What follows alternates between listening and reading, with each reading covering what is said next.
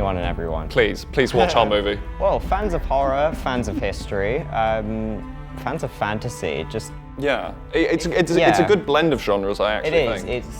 It's psychological above all else. What drew me to the concept was how it was set in a period where I was quite interested in history and stuff. So I think that definitely people that like history can come see it. I mean, if you like period films, if you like horror films, if you like just fun concepts, different world building. And if you like rabbits, please come see it. Everyone come see our film. We are poor students. Please. Please, we beg you. If you like more gothic-y horror stories that make you think, yeah, that involve in history, it's like quite gritty. If you like gritty, I think you'll really enjoy our film. Yeah, what she said. The big films that influenced me in my life were The Lord of the Rings. What I love about those movies is how, for such a crazy fantasy film, the production design and the feel of that is very real.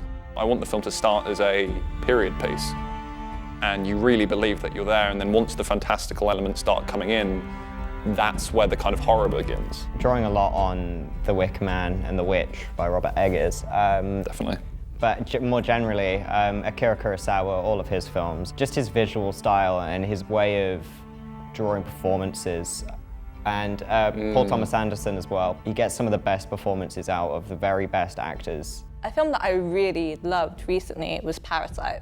I think that its commentary and its directing and just the way it went about building up this great story was so great, and I think that Eostre has a good commentary as well.